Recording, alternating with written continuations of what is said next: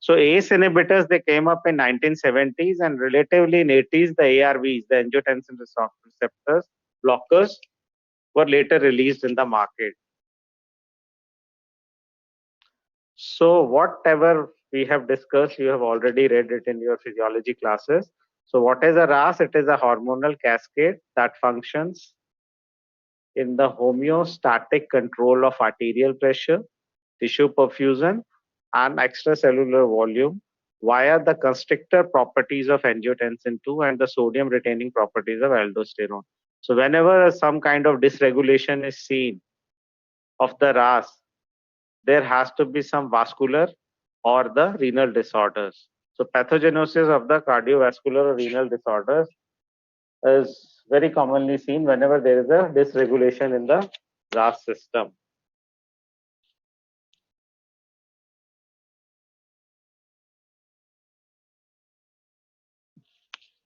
So this is a brief kind of flow chart or a pic which reflects the genesis of various these chemicals and their function. So what you see, the angiotensinogen, it is being released by the liver, acted upon by the renin, and it gets converted into angiotensin 1, which is further acted upon by the ACE, which is predominantly present in the lungs. Although it is also present in the various other organs, but predominantly it is in the lungs. So angiotensin 1 is being converted into angiotensin 2.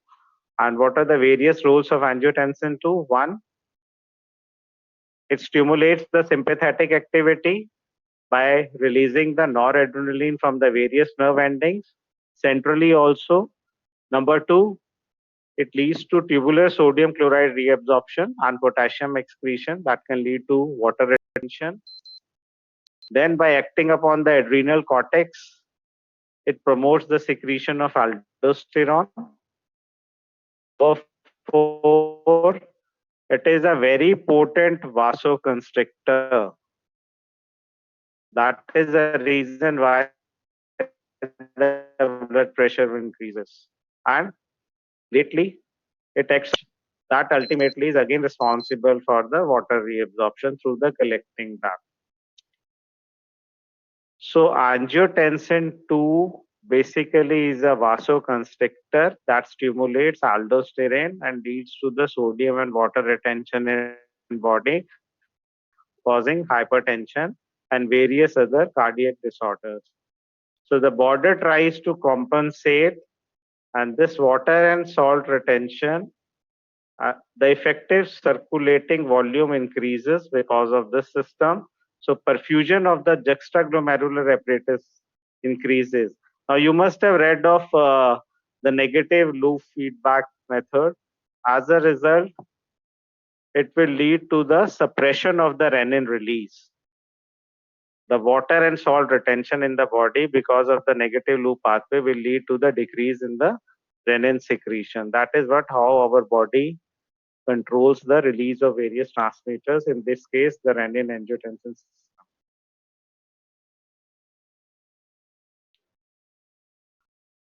Okay, so prorenin, which is a precursor,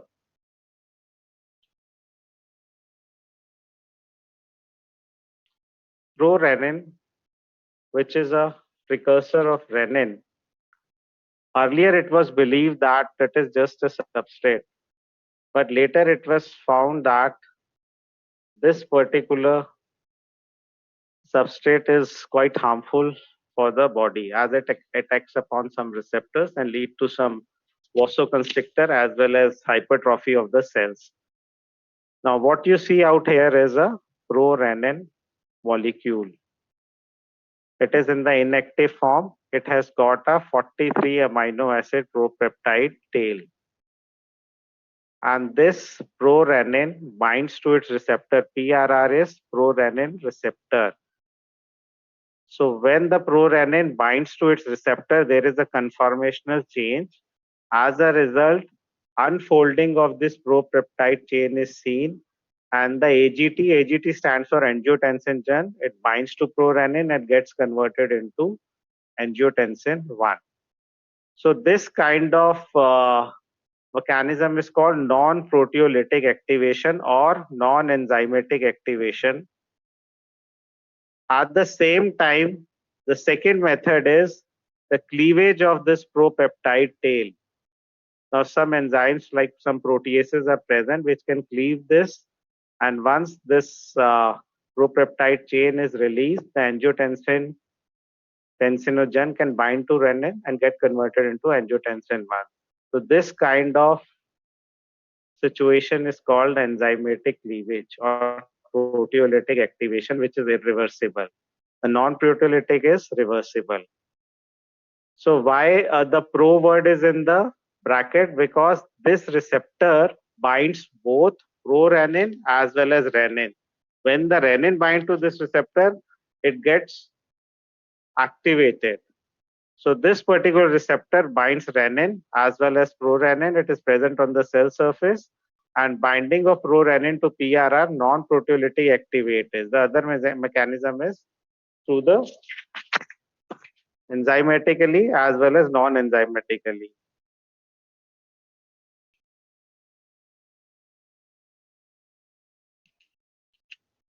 I hope it is clear.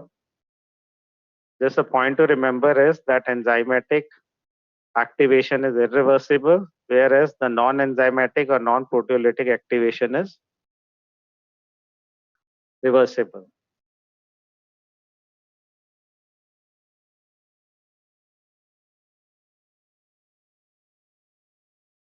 Right. So whatever we have discussed is kind of summary out here, that concentration of circulating prorenin is tenfold greater than the active form. So it has been noticed that in diabetics, there is 100-fold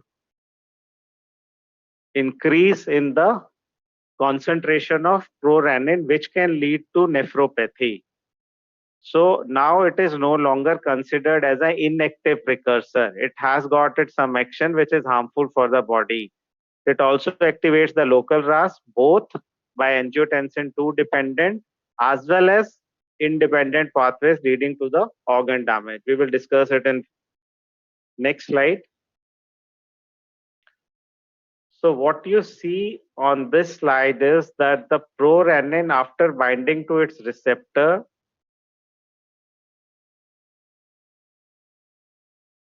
leads to non-proteolytic activation of prorenin. Second, it also increases the activity of renin.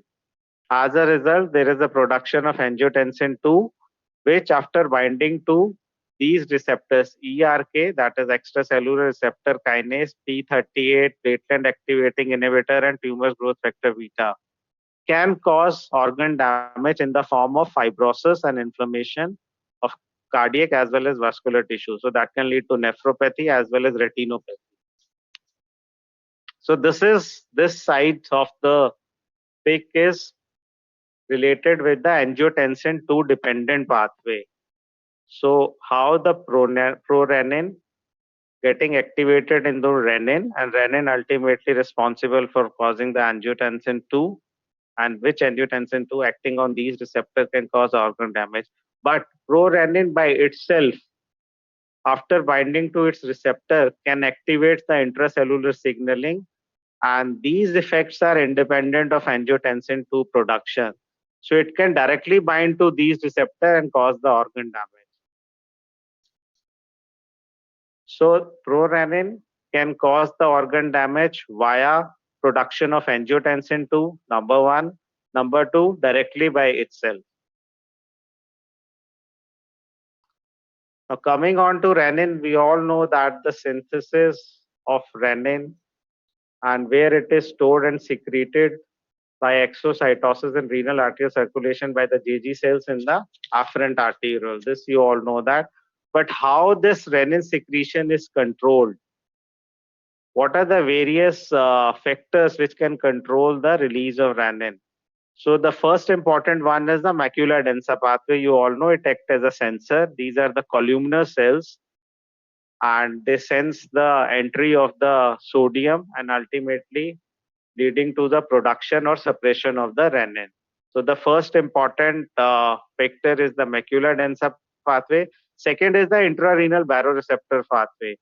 So if the pressure is high in the renal arteries, the baroreceptors are activated, the stretch receptors which are present, and that ultimately will lead to the decrease in the renin secretion. And the third important factor which can control the renin secretion is the beta 1 receptor, which is present in the JG cells.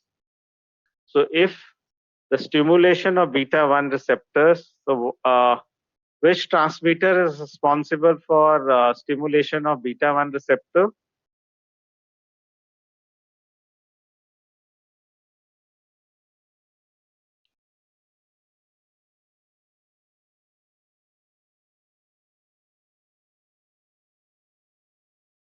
Am I audible now? Okay, so which receptor is responsible for stimulation of beta 1 receptor?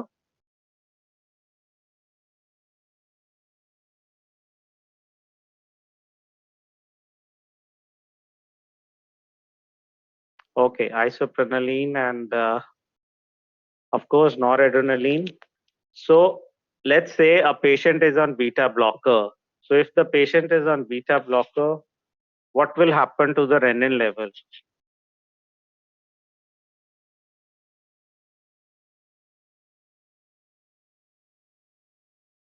So the concentration of renin will increase or decrease if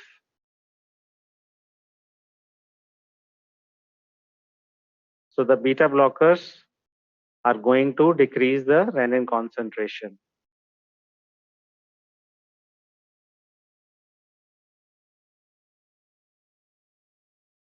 Just a minute.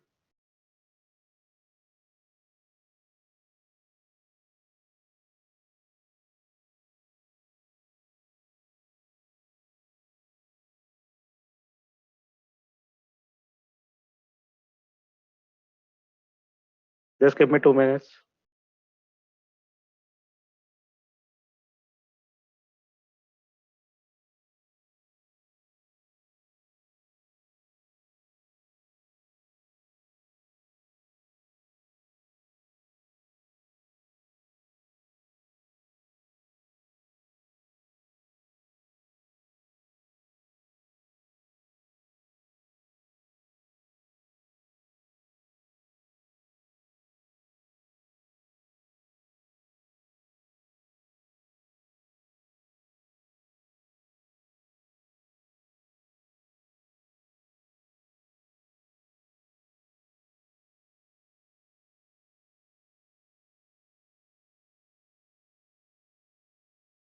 Okay. So what you see on your slide is the juxtaglomerular apparatus. I won't go into the detail because you already know. So these are the macula densa cells, the columnar cells, and adjacent to them is the JG cell, the greenish one. So whatever the sodium concentration is perceived by the macula densa cells, the secretion of renin will depend upon that. And what are the various mediators and receptor we will discuss in the next slide, which lead to the increase or decrease in the renin secretion. So these JG apparatus is found between the vascular pole of the renal corpuscle and the returning DCT of the same nephron. And you know that it regulates the function of each nephron by regulating the renal blood flow and GFR. So I won't go into the detail about it. Yeah, this is the most important figure, and please try to concentrate on that. How the various mediators are ultimately affecting the release of renin. So this side, what you see is the macula densa. This is a macula densa and this is a juxtaglomerulus. So what kind of interaction is being happening between these two kind of cell? Macula densa, which is a column cell. What you see, there is a pump out here. The sodium chloride potassium pump. So it is a kind of sensor. And when it perceives that the entry of the sodium ion is less, so the less entry of the sodium ion leads to the upregulation of this enzyme. which is, what is the full form of this enzyme? NOS stands for,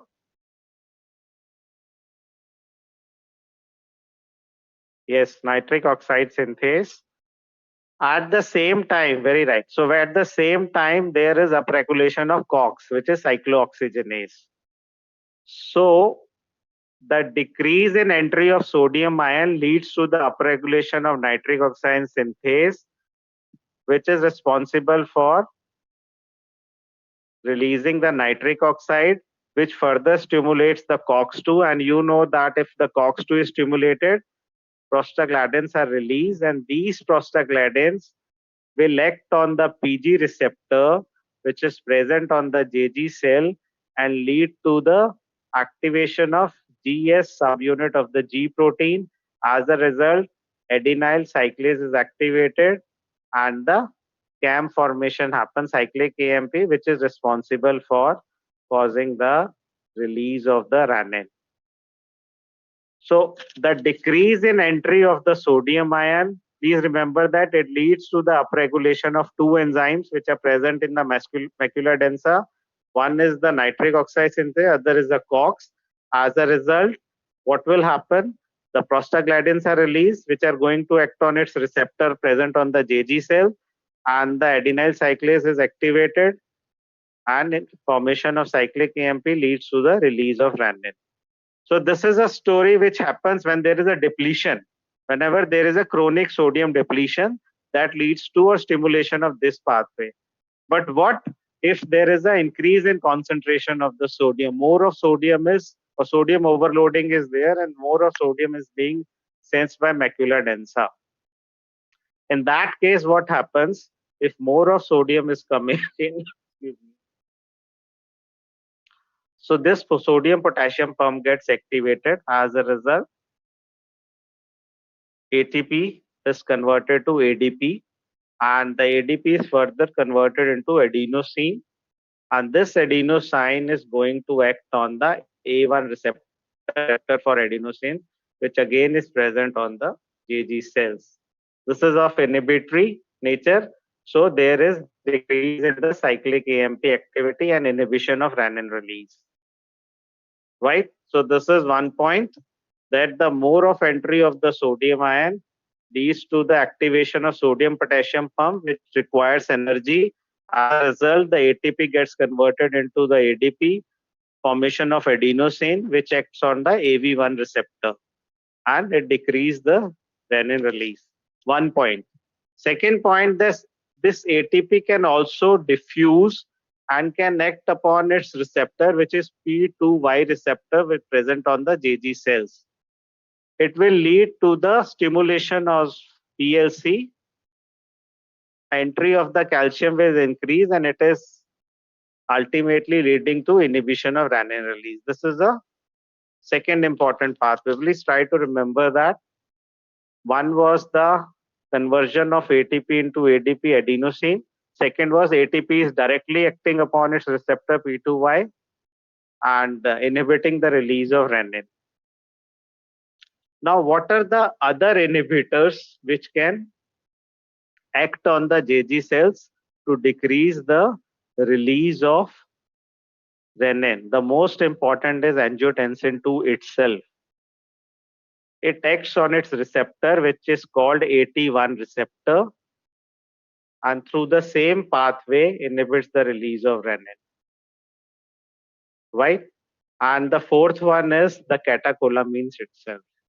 By acting upon which receptor? Beta 1 receptor.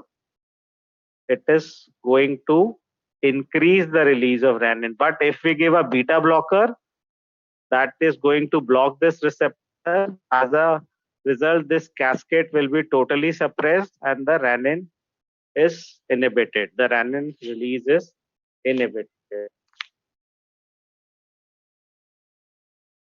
So I hope it is clear.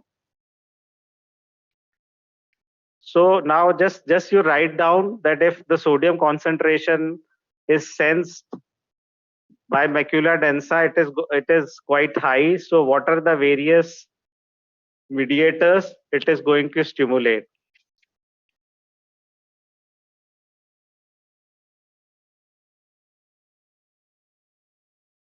which mediators get stimulated if more of sodium ion is being sensed by the macula densa? Yes, it is ATP, adenosine, right? Exactly. So I hope it is all clear because this is the only conceptual thing. And so what we get here, we get some targets. Target in the sense if the patient is on COX-2 inhibitors. So you can understand if the patient is getting COX-2 inhibitors, the PG will be suppressed and there will be suppression of release of renin. If there is more concentration of angiotensin 2, so definitely it is going to inhibit the release of renin and what the beta blockers do. So we move on to the next slide now.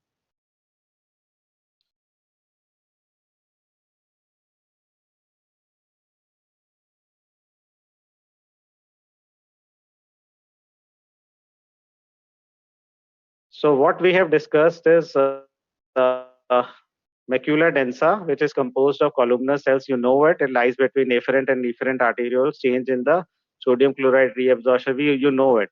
So the important, you can take a snapshot of this slide. So here are some factors which are written, which are responsible for stimulating the release of renin and inhibiting. For stimulating, of course, it is the decreased sodium chloride concentration, which is being transported in macula.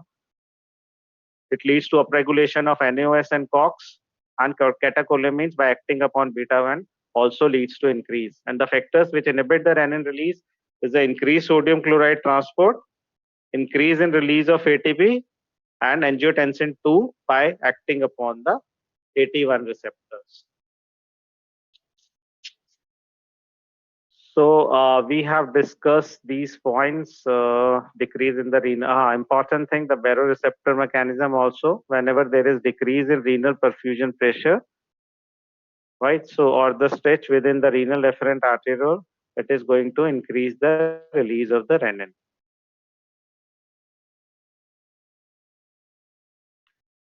So inhibition we have discussed how it is being inhibited. Feedback mechanism. So we have a short loop negative feedback and a long loop negative feedback.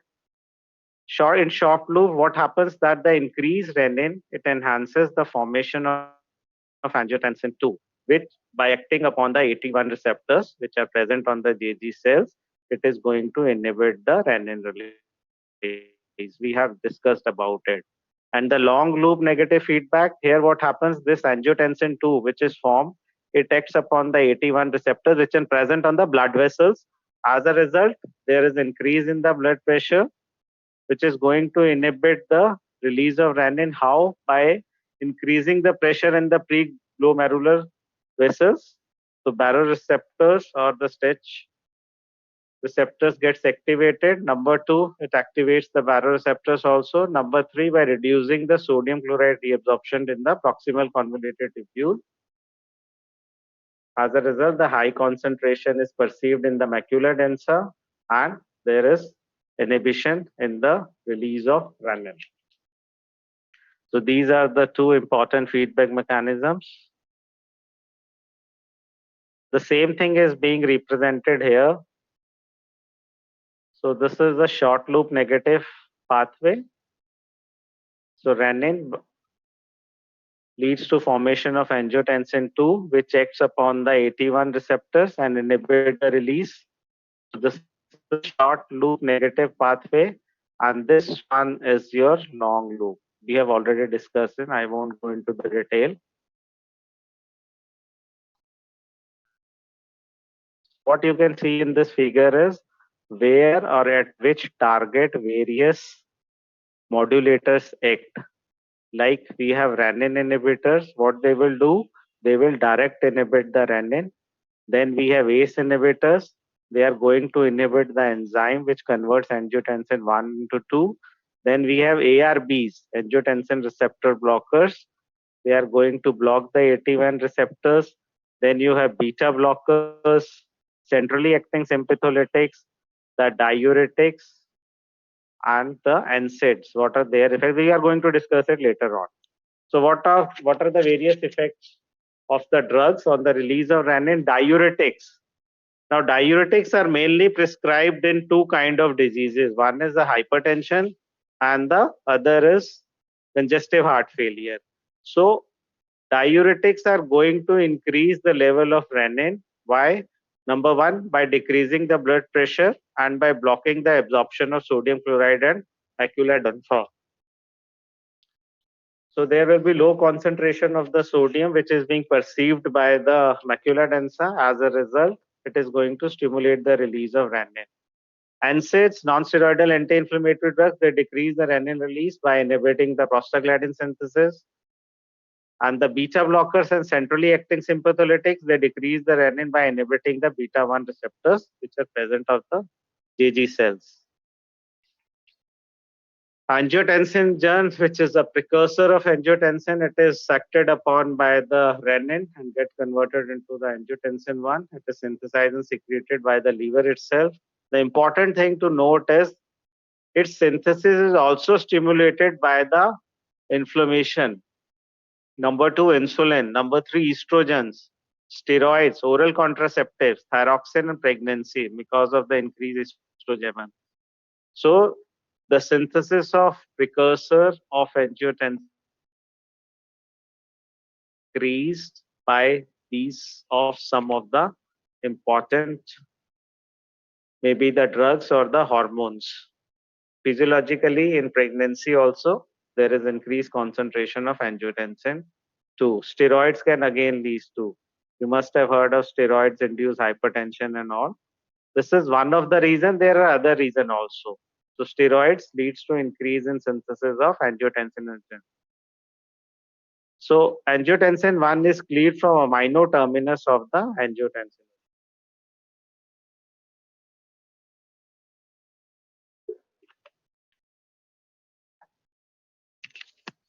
Okay.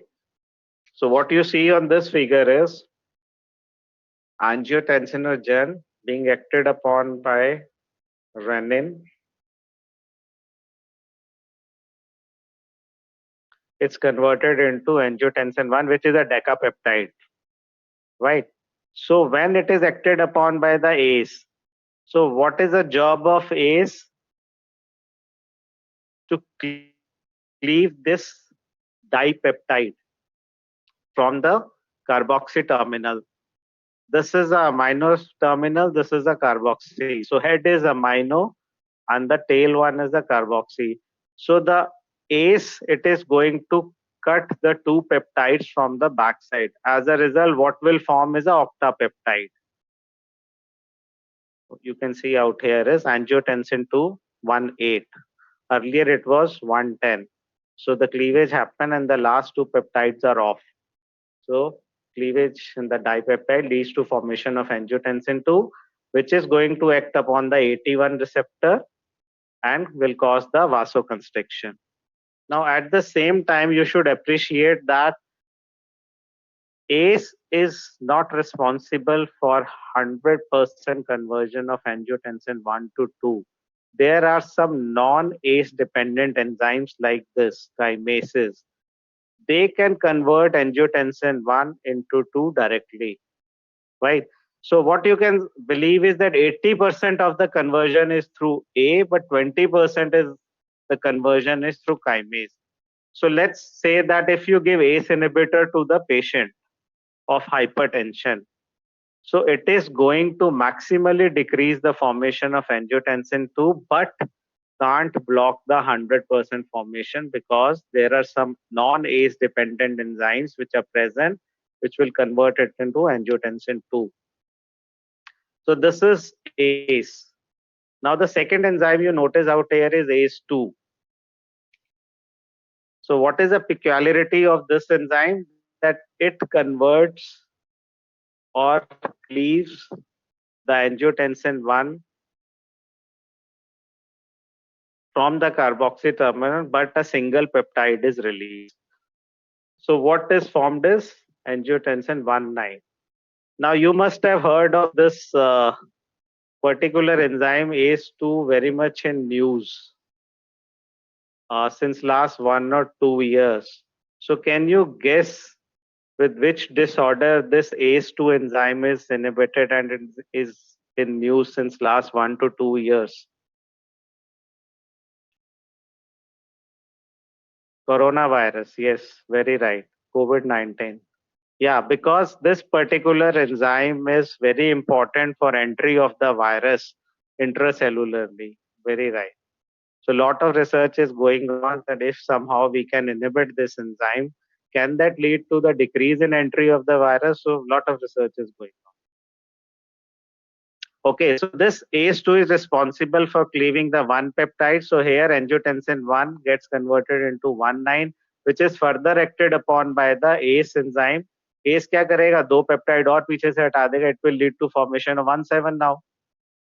Similarly, ACE2 by acting on this will lead to formation of angiotensin 1,7. Now this is a very important mediator because it has got very beneficial effects. It acts upon the mast receptors and can cause vasodilatation, and it has a anti-proliferative activity. So hypertrophy भी कम करता है ये. So this is a beneficial transmitter, right? Now this angiotensin 2 is acted upon by some aminopeptidases and which gets converted into angiotensin 3. Now these aminopeptidases, what they do is they are beneficial because they cause vasodilatation and they are responsible for anti-proliferative activity. So is the role of mast receptors, right? Now, if let's say a patient is getting an angiotensin receptor blocker, so it is going to block the AT1 receptor. What will happen to the level of angiotensin 2? Please.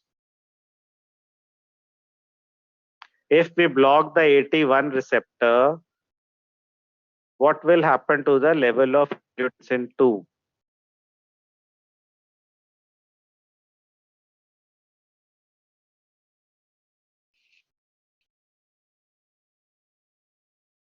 Rise. Now, why it will reduce? It will increase because so you have blocked the receptor. So this angiotensin 2 will get converted or acted upon by ACE2 and will get converted into 1,7, which is going to act upon the mast receptor. That will be good for us, good for the person. So that way ACE inhibitors as well as ARBs both are responsible for bringing upon the good effects. The advantage of ARB over the ACE inhibitor is that we know that non-dependent pathways, angiotensin 2 can also be formed by non-ACE dependent pathway. So if even some angiotensin 2 is formed, that won't be able to act if we have given a ARB to a patient. So a slight edge is there. But as far as the efficacy is concerned,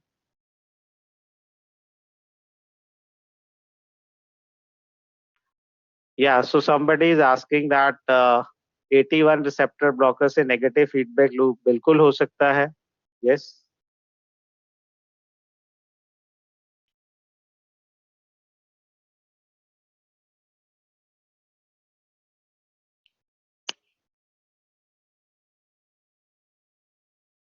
We move on to the next slide. So what are the various alternative pathways for angiotensin biosynthesis? One is cathepsin G, tronin. These are some of the enzymes which are responsible for causing angiotensin 2. They convert angiotensin 1 into 1 and 2. And we have talked of the mast receptors. They mediate the effect of angiotensin 1,7, vasodilatation.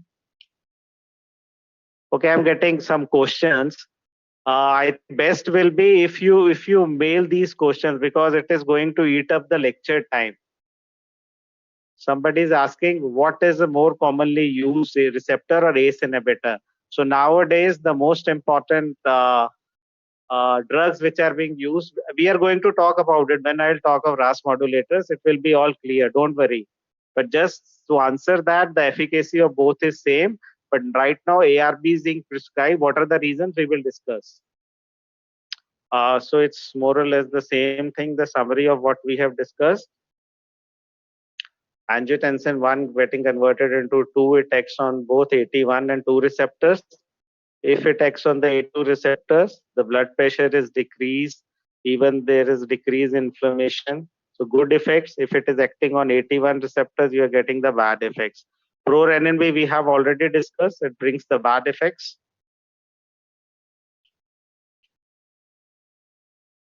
So this particular enzyme, which is also called kinase, it is a non-specific one, and it is also responsible for inactivating the bradykinin, right? So what happens if the patient is taking ACE inhibitor? So we are blocking this enzyme, so there won't be any degradation of bradykinin. The level of bradykinin will increase. Although it is good for the patient because this bradykinin is responsible for stimulating release of nitric oxide as well as prostaglandins, which are they have a vasodilatory action. But the problem is that it increases the synthesis of substance P also, which leads to the generation of cough. So around 15 to 20% of the patients who take in ACE inhibitors generally develop this adverse effect, which is cough. So the ACE2 enzyme we have discussed, it cleave one amino acid, carboxy terminus. There's no need to go into the details. Aminopeptidases, again, we have discussed, they act at the head end and just leaves the one peptide. And we have talked of the benefit effects of the angiotensin 1 sen. It is responsible for causing vasodilatation.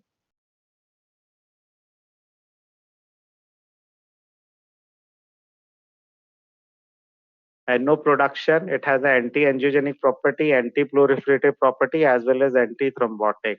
So it serves to counterbalance the action of angiotensin 2, right? So both the ACE inhibitors as well as ARBs, they lead to increase in the synthesis of angiotensin 7. So usually sometimes in the vivas they do VAS. So please remember about this mediator which has a beneficial effect.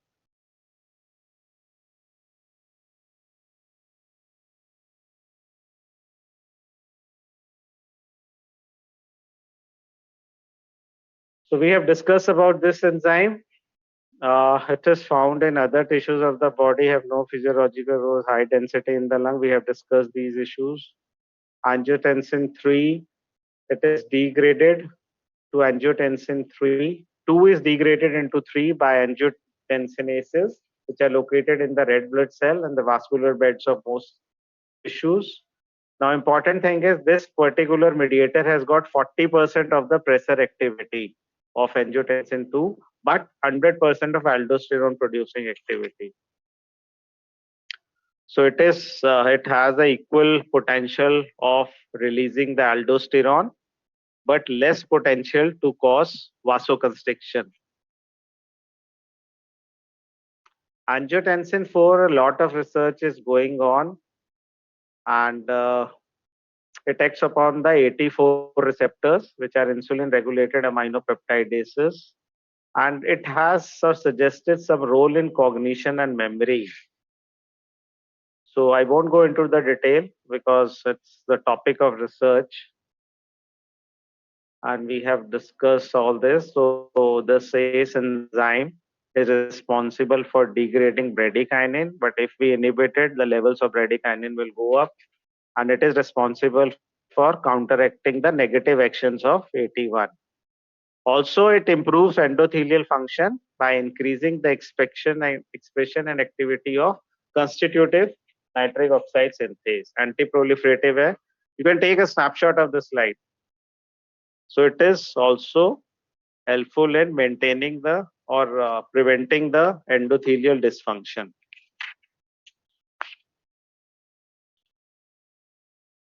So the uses of bradykinin, how it is helpful. Okay, so just have a look at this slide. What I have narrated as the beneficial as harmful mediator or receptors. Try to find out some error if it is there.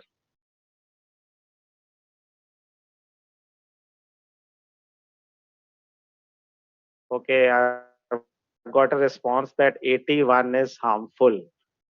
Very right. So AT1 को इधर होना चाहिए था और 82 को इधर. I agree. Mass, they are good. Angiotensin 1 has got beneficial. Prorenin has got a negative effect. The only issue is 82 ko idhar and 81 under harmful. Very right. You have predicted it right. So there are 4 types of angiotensin receptor, but the important ones are 81 and 82. They are all GPCR receptors. And I won't go into the detail, but important thing is when the angiotensin 2 acts on the 82 receptor, we get anti-proliferative, pro-apoptotic, vasodilatory, and natriuretic effects. And it is also overexpressed in cardiac disorders. So, what are the effects of these angiotensin 2 on the cardiovascular system? The most important is the vasoconstriction. Also, it is responsible for causing the release of catecholamines and increase in central sympathetic outflow. It is a very potent vasopressor, even more potent than noradrenaline. Nowadays, it has been suggested that in the treatment of shock, maybe anaphylactic, some other kind of shock, predominantly nowadays noradrenaline is used since many years. They're trying to bring this angiotensin to getting it purified, and maybe in next couple of years we will be using angiotensin 2 in situations of shock, because it's a very potent vasopressor. The problem is it also promotes sodium and water reabsorption. So overall effect is a pressure effect and increase in blood pressure. Its effect on the heart increases the force of contraction by causing the calcium influx, increase the heart rate because of the sympathetic activity, but reflex bradycardia may occur, increase the cardiac work because of the increased peripheral resistance, and by its action on adrenal cortex is responsible for release of aldosterone. Okay, enhancement of sodium hydrogen exchange in the proximal tubule, so increases the sodium chloride and bicarbonate reabsorption. Also reduces the renal blood flow, promotes sodium water retention. We know what. Important thing is the release of ADH, which can also lead to the water retention. It stimulates the adrenal medulla to secrete adrenaline and also releases noradrenaline from the autonomic gamma. So the important functions of this particular system is the rapid pressure effect, which is because of the vasoconstriction, the slow pressure because of the sodium water retention, and cardiac hypertrophy and remodeling because of angiotensin 2 activating various proto-oncogenes and causing these effects. Please take the snapshot of this slide, no need to write down and all. So just remember that this angiotensin 2 alters the peripheral resistance.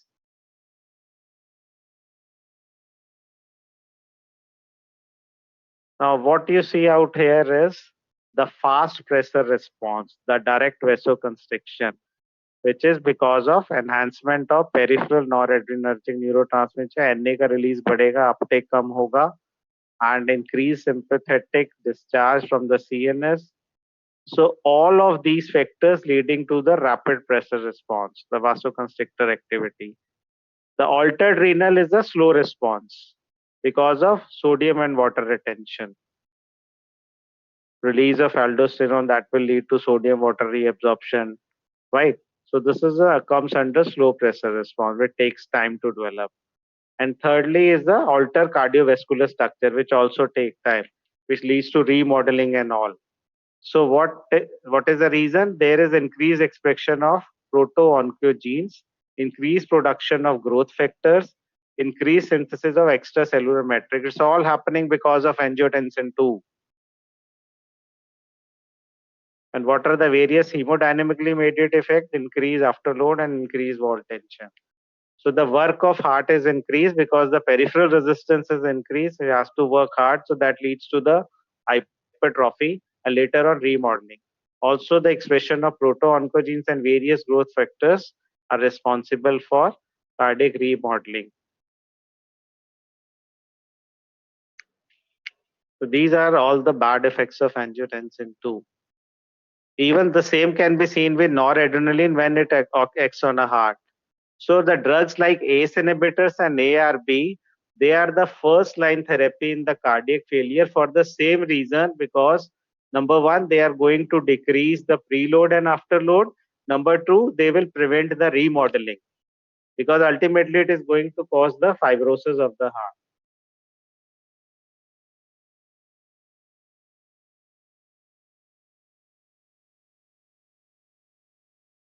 Okay, there's no need to go into the curve. So what are the effect on GFR? The constriction of the afferent arteriole leads to decreased intraglomerular pressure. As a result, there is reduced the GFR. And the contraction of mesangial cells also happen, which reduces the capillary surface area. Again, there is a reduction in GFR, but constriction of efferent arteriole increases the intraglomerular pressure, which will lead to improve in GFR. Now let's see a patient who has got bilateral renal stenosis, right? So, and the same patient was given ACE inhibitor. Now, ACE inhibitor is going to inhibit the synthesis of angiotensin 2. Now, here what you see, that angiotensin 2 was constricting the efferent arteriole, right? So, as a result, there is an increase in intraglomerular pressure. But if you have given a ACE inhibitor, this function will be lost. And if a patient has got the renal stenosis, the efferent arteriole won't be constricted, it will be as it is. So the GFR is going to fall further, because the afferent is also relatively constricted, and the efferent you have bit dilated, or it remains as it is. As a result, what will happen? There will be decrease in the capillary pressure and fall in the GFR. So during renal hypotension, angiotensin 2 by constricting the efferent artery improve GFR.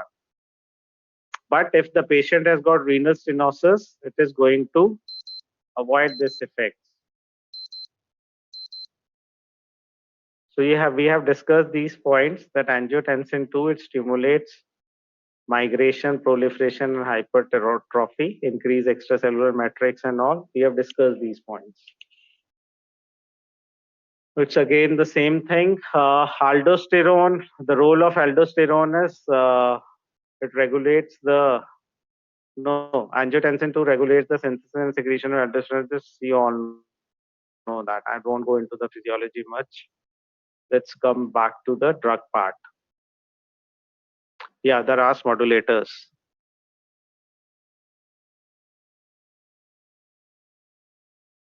Okay, so please take a snapshot. These are the three important, the RAS modulators, the direct renin inhibitors, ACE inhibitors, and ARBs. DRI stands for direct renin inhibitor, and the angiotensin converter enzyme ARBs at the various level where they act.